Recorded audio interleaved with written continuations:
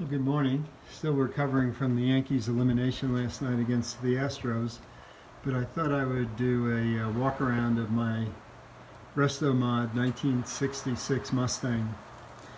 This fastback Mustang was a 10-footer before I had it rebuilt.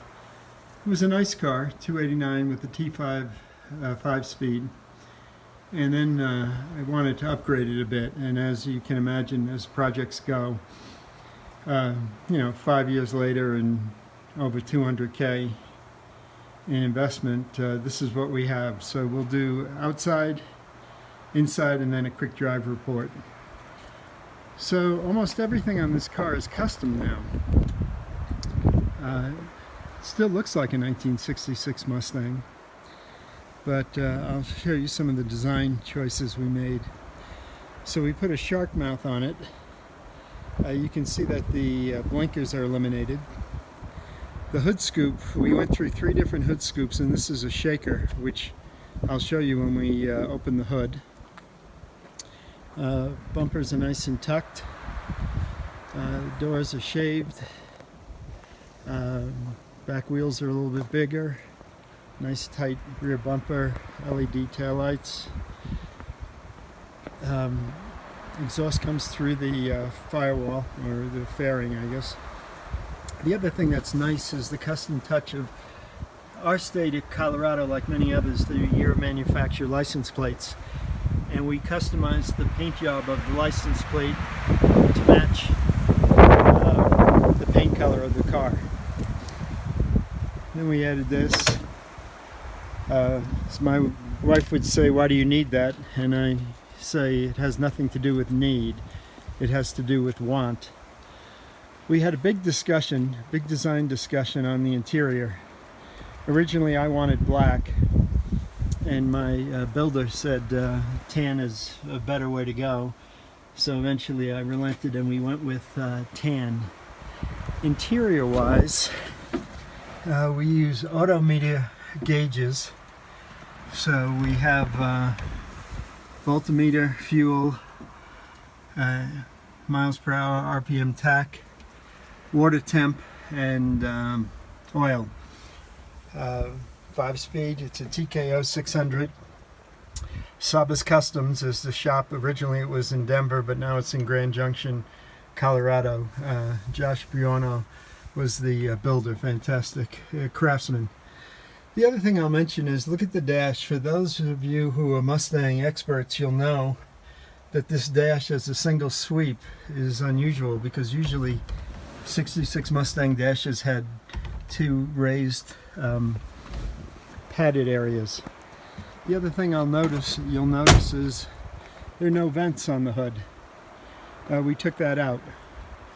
Matted any bright work on the car. And we'll take a look down here. It's a nice clean line. We'll take a look at the trunk. With all the technology in this car, the trunk still opens with key, which is kind of interesting. So it's very custom. There's a kill switch, the batteries here in the back, but very nice, very neat. And now I'll go to the engine, and we'll take a look at the engine compartment. Alright, we'll take a look at the engine bay. We've got these flush mounted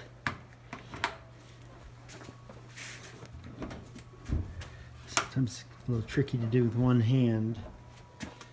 So this is a Smeding 347 rolling rocker rolling cam. Smeding's an engine builder out of Texas.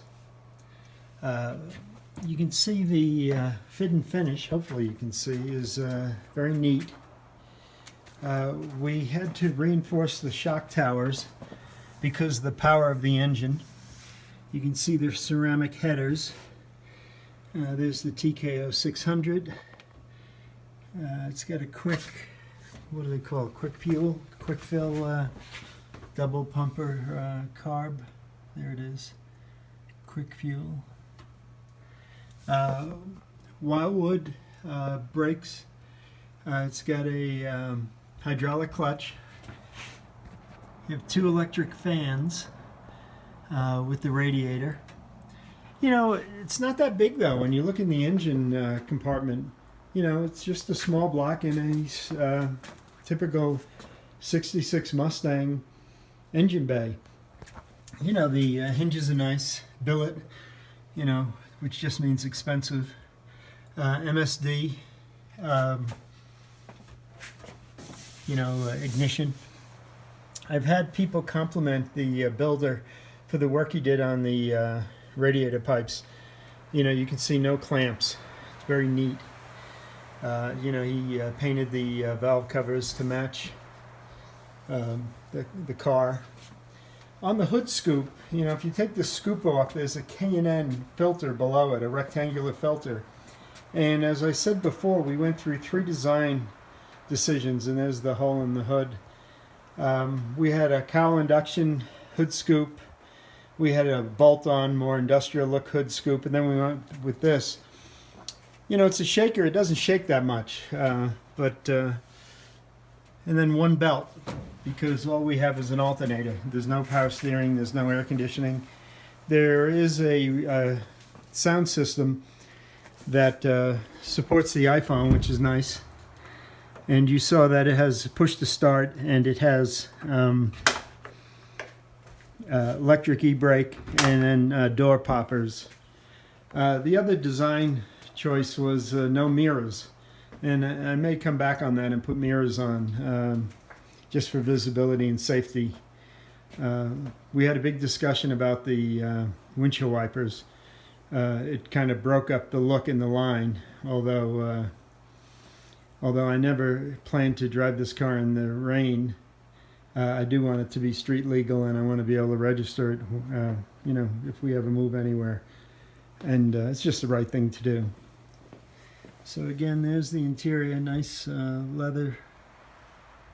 Those are the speakers in the back for the radio. And that is the 1966 Restomod Mustang. Thank you. And we'll just do an aerial shot from my stoop. Alright, and as soon as my son joins me, we'll do the drive report. Alright, and now we're going to do the drive report. Tilt steering wheel. Start it, that gets the electric fuel pump going. I have an electric e-brake that I have to release with a button. That's what that...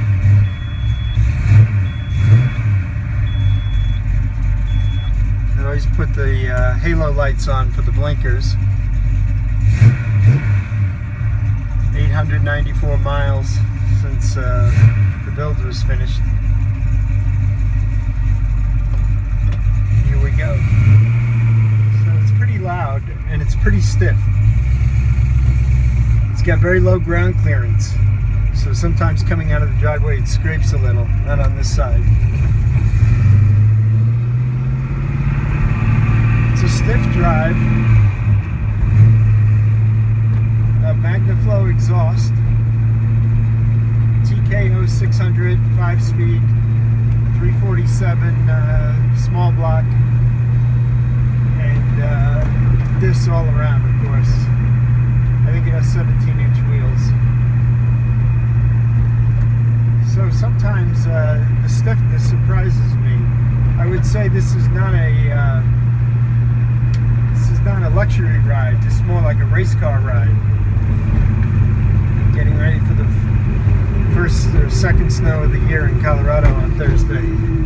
No power steering. The rack is a little tight in terms of the steering radius.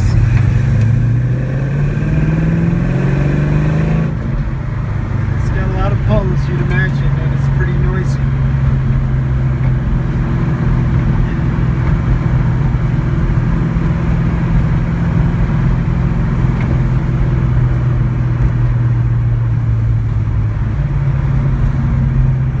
Driveway.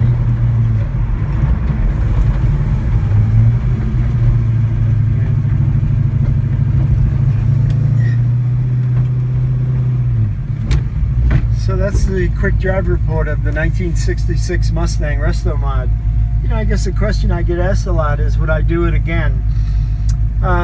It was an interesting process, I have to admit. The design aspects and the decisions you make when you're building a car are, you know, challenging, and that process was interesting. Economically, I don't think it's really that viable and that much of delivering an ROI. But it is an interesting experience, and you wind up with a one-of-a-kind car. And goes like hell. Anyway, I hope you enjoyed the Restomod 1966 Mustang drive report. Have a nice fall. Take care.